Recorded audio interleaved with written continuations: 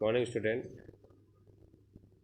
आज unit 2 solution class 12 chemistry में हम लोग डिस्कस करेंगे expression of concentration of a solution.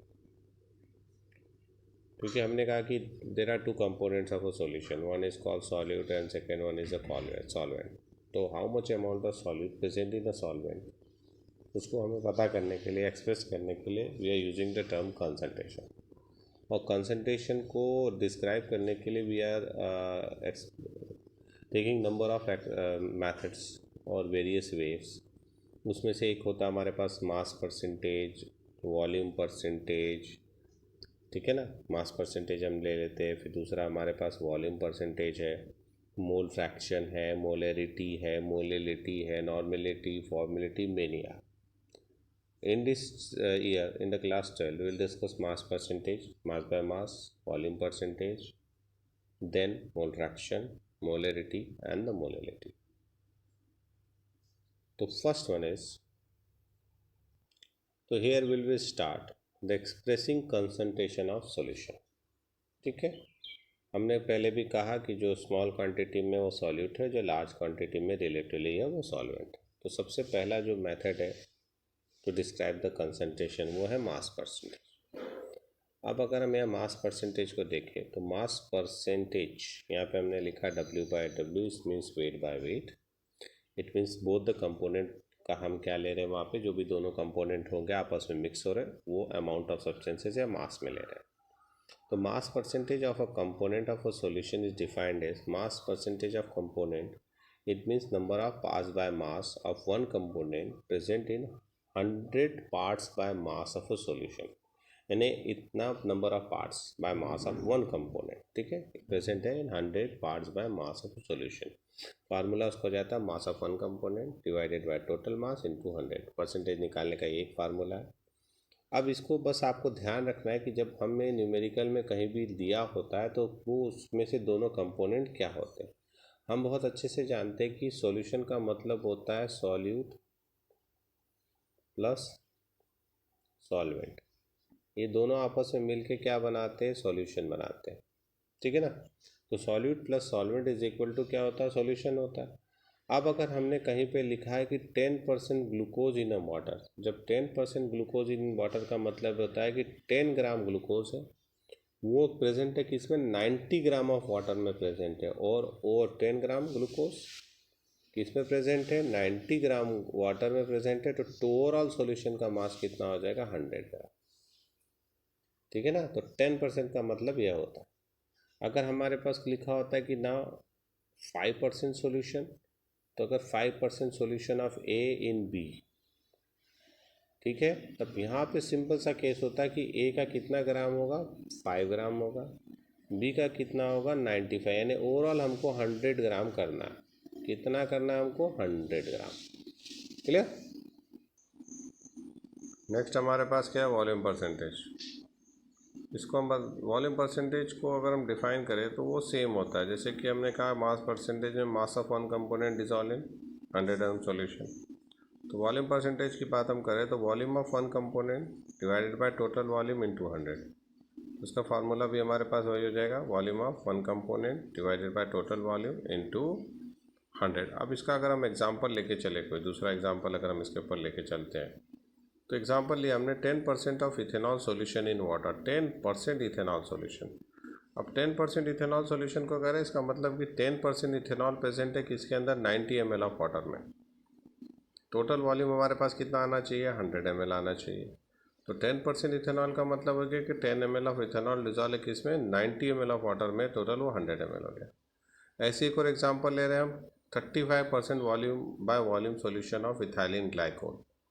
इसका मतलब 35 ml of ethylene glycol as a solid present है, और उसको हम एज ए यूज़ करते हैं एंटी फ्रिज, किसमें, कार रेडिएटर्स में। कहाँ यूज़ करते हैं उसको, हम कार के इंजन में यूज़ करते हैं as a cooling agent. Antifreeze use करते हैं क्योंकि ये फ्रीजिंग पॉइंट को कम कर रहा है कितना, 17.6 डिग्री, -17.6 डिग्री, यानी 255.4 केल्विन तक ले जा रहा है वाटर के फ्रीजिंग पॉइंट को। तो 35% volume by volume solution of ethylene glycol use होता है as a antifreeze. Clear हो गया। उसके बाद तीसरा जो एक्सप्रेशन है वो है मास बाय वॉल्यूम परसेंटेज। अभी तक हमने क्या लिया, वे मास बाय मास, फिर हमने क्या लिया, वॉल्यूम बाय वॉल्यूम, और तीसरा मास बाय वॉल्यूम। वही होगा mass of the one component dissolve in 100 ml of the solution. ठीक है, अब यहाँ पे क्या होगा कि जो मास है, जैसे कि 5% solution of sugar in water अगर हम ले रहे हैं, इसका मतलब 5 ग्राम शुगर है जो कि 95 ml ऑफ वाटर में डिजॉल्व है, यानी टोटल सॉल्यूशन जो आएगा mass of solute dissolve in 100 ml of the solution. तो टोटल सॉल्यूशन कितना आ जाएगा हमारे पास, 100 ml आ जाएगा। तो इसको हम लोग क्या कहते हैं, mass by volume percentage. Third हमारे पास होता है पार्ट्स पर मिलियन, ppm। अगर हम ppm की बात करते हैं, ये हम कब लेते हैं, जब अमाउंट ऑफ द सॉलिड बहुत ही कम हो, बहुत ही स्मॉल क्वांटिटी प्रेजेंट हो, तब परसेंटेज से हमको एक्सप्रेस करना हमारे लिए बड़ा डिफ़िकल्ट हो जाता है। इन दैट कंडीशन हम यूज़ करते हैं पार्ट्स पर मिलियन।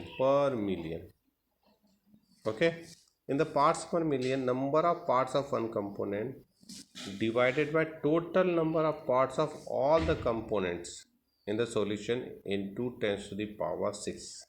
यानी पर मिलियन ऑफ कंपोनेंट में कितना अमाउंट ऑफ सब्सटेंस प्रेजेंट है। ठीक है, तो ये आपको ध्यान रखना है। अब हम ppm, जैसे कि किसी भी ब्लड में या किसी भी सॉइल में अगर हम मटेरियल निकालते हैं, या पानी के अंदर ही अमाउंट देखते कितना फास्फोरस है, कितना सल्फर है, किसी कोई अदर कंपोनेंट है, तो उसको एक्सप्रेस करने के लिए जो टर्म यूज़ की जाती है वो ppm ही यूज़ की जाती है। या कितना वाटर में ऑक्सीजन है, तो स्मॉल क्वांटिटी को एक्सप्रेस करने के लिए हम कौन सा यूज़ करते हैं, ppm। नेक्स्ट हमारे पास जो एक्सप्रेस करने का तरीका है, इसे मोल फ्रैक्शन। मोल फ्रैक्शन को एक्सप्रेस करते हैं, ये काई का सिंबल है, इसको काई से रिप्रेजेंट किया जाता है, इसको एक्स के जैसे दिख रहा है। ठीक है, मोल फ्रैक्शन को जब भी हम लिखते हैं तो हम लिखते हैं कि काई ए या बी, तो ये इसे एक्सप्रेस करता है कि किसका मोल फ्रैक्शन हम बता रहे हैं, ए का बता रहे हैं कि हम मोल फ्रैक्शन बी का बता रहे हैं। समझ में आ गई बात। Mole fraction is a ratio. What is mole fraction? Mole fraction क्या होता है? Mole fraction basically is a ratio of number of mole of one component to the total number of mole of the solution, the total number of mole of the all the component present in a solution. तो मोल fraction basically is a ratio of number of mole of one component to the total number of mole of the components. ठीक है, सब for example अगर एक binary mixture है और उसमें दो कंपोनेंट ए और बी प्रेजेंट है, ए का मोल एन ए से और बी का मोल हम एन बी से रिप्रेजेंट कर रहे हैं, तो जो मोल फ्रैक्शन ऑफ ए होगा वो number of mole of a divided by total number of moles, यानी number of mole of a plus number of mole of b के इक्वल होगा। और अगर हमारे पास एक से ज़्यादा कंपोनेंट है, तो इन दैट कंडीशन वो जो भी हमारे पास नंबर ऑफ मोल है उस कंपोनेंट का डिवाइड करेंगे हम टोटल नंबर ऑफ मोल्स हैं, जितने भी कंपोनेंट है सबके मोल के सम से हम डिवाइड करके क्या निकालेंगे, मोल फ्रैक्शन। और उससे भी इम्पॉर्टेंट चीज़ होती है कि जो sum of all the mole fractions होते हैं वो हमेशा 1 होता है।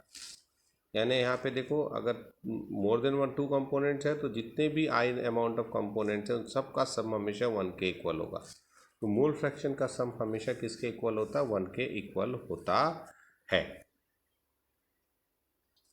नेक्स्ट जो टॉपिक हमारे पास है वो है मोलेरिटी। मोलेरिटी को हम कैपिटल एम से डिफाइन करते एक्सप्रेस करते हैं। Molarity is defined as the number of mole of solute dissolve in 1 litre of solution. 1 litre solution में जितने भी मोल ऑफ सॉल्यूट प्रेजेंट होंगे उसकी मोलेरिटी कहलाती है। तो मोलेरिटी का फार्मूला था mole of solute upon volume of solution in litre, it is express by M. और मोल के लिए हमारे पास क्या होता है, given mass upon molar mass. और अगर वॉल्यूम को हमें ml में दिया है तो उसको लीटर में बदलने के लिए हम उसको क्या करते हैं, 1000 से डिवाइड करते हैं तब। तो मोलेट WB अपॉन MB अब in 2000 by volume of the component in millilitre, this is the formula of the molarity by which we can calculate the molarity of the solution. For example अगर हमने यहाँ पे लिया कि मोलरिटी का क्या लिया हमने, ये हमारे पास है 0.25 मोल पर लीटर। इसका मतलब कि 0.25 mole of sodium hydroxide present है 1 लीटर ऑफ द सॉल्यूशन में। ठीक है, तो कितने 0.25 मोल किसका, NaOH का डिजॉल्व है इन 1 लीटर। Of the solution. ये हमारा क्या कहलाता है, मोलरिटी। इसी के बेस पे हम मोलरिटी एक्सप्रेस करते हैं। हम कुछ न्यूमेरिकल डिस्कस करते हैं जो एनसीईआरटी के एग्जांपल है। तो यहाँ पे देखो, सबसे पहला एग्जांपल दे रहा है कि calculate the mole fraction of ethylene glycol in a solution containing 20% of ethylene glycol by mass. तो यहाँ पे कह रहा है कि सॉल्यूशन हमारे पास कितना 100 ग्राम है, क्योंकि मोल परसेंटेज कंपोजिशन दिया है, इसका मतलब सॉल्यूशन कितना 100 ग्राम है हमारे पास। 100 ग्राम में से 20 ग्राम तो इथाइलिन ग्लाइकोल हो गया, इसका मतलब 80 ग्राम हमारे पास यहाँ पे क्या है, वाटर है। ठीक है। अब हमें मोल फ्रैक्शन के लिए क्या चाहिए, मोल चाहिए किसका, इथाइलिन ग्लाइकोल का, मोल चाहिए किसका, वाटर का। तो मिथाइलिन ग्लाइकोल जो हमारे पास था उसका मास उसका हो गया 20% यानी 20 ग्राम। उसका मोलर मास होता है 62, डिवाइड करेंगे हमारे पास मिल गया मोल ऑफ किसके, इथाइलिन ग्लाइकोल के। सेकेंड वाटर का जब हम मोल कैलकुलेट करेंगे तो हमारे पास मास ऑफ वाटर कितना 80, उसको हमने 18 से डिवाइड करेंगे, molecular mass of water is 18, मोल आगे कितना 4.444। अब जब हमें ग्लाइकोल का मोल फ्रैक्शन निकालना है तो हम क्या करेंगे, हमारा फार्मूला होता है number of mole of component divided by total number of mole of solution, यानी mole of solute plus mole of solvent. तो यहाँ पे ग्लाइकोल का जो मोल है कितना है 0.322, तो वो हमने लिख दिया डिवाइडेड बाय दोनों का सम, सॉलिड और सॉल्वेंट के मोल का। तो हमारे पास जो मोल फ्रैक्शन आएगा वो कितना आ गया 0.068 मोल फ्रैक्शन आ गया ग्लाइकोल का। अब हमें जब निकालना है वाटर के लिए तो हमें इतना फार्मूले में रखने की ज़रूरत नहीं है, सिंपली आप माइनस कर दीजिए 1 में से, क्योंकि हम अभी कह रहे हैं कि मोल फ्रैक्शन का जो सम होता है, जितने भी कंपोनेंट हैं उनके मोल फ्रैक्शन का सम किसके इक्वल होता है 1 के। तो हमारे पास जब एक कंपोनेंट का मोल फ्रैक्शन मिल गया तो दूसरा का निकालने के लिए हम सिंपली 1 में से उसको क्या करेंगे, माइनस करेंगे, तो will get the mole fraction of another component. अब नेक्स्ट एग्जांपल हमारे पास जो है वो किस पे, मोलरिटी पे। मोलरिटी में हम क्या करें, calculate the molarity of a solution containing 5 gram of NaOH in 450 ml of solution. 5 gram NaOH present है किसमें, 450 ml ऑफ सॉल्यूशन में। अब आपको इसको कैलकुलेट करना है, तो आप सिंपली इसको डायरेक्ट भी कैलकुलेट कर सकते हैं, या तो आप पहले करिए कि मोल निकाल लीजिए, क्योंकि हमारा फार्मूला मोलरिटी का क्या था, number of mole divided by volume of solution in litre. तो इसको मोल में कन्वर्ट कर लीजिए, 5/40 मोल में कितना आ गया 5 gram, given mass upon molecular mass 40 is equal to आ गया 0.125 मोल। फिर ये 450 ml को हम किस में बदल देंगे, लीटर में, यानी 1000 से डिवाइड करेंगे, कितना आ गया हमारे पास, जो भी वैल्यू आई उसको हमने फार्मूले में पुट कर दिया, हमारा आंसर आ गया 0.278। या इसको हम डायरेक्टली लिख सकते हैं, कि हम इसको डायरेक्टली अगर लिखना चाहें कि मोलरिटी इक्वल टू क्या था हमारे पास, WP upon MB into 1000 by volume. ठीक है। अब अगर हम इसको लेके चले तो हमारे पास कितना है, 5 ग्राम है 40 ग्राम में, है ना। तो हमारे पास क्या फार्मूला है, M, फिर से लिखते हैं WB upon MB into 1000 by volume.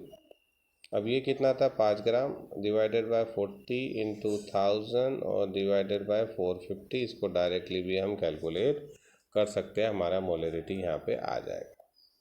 तो डायरेक्टली निकाल लीजिए या 2 स्टेप में निकालिए, पहले मोल कैलकुलेट करिए, वॉल्यूम को लीटर में बदलिए एंड देन डिवाइड करके आप निकाल लीजिए कि मोलरिटी क्या होगी।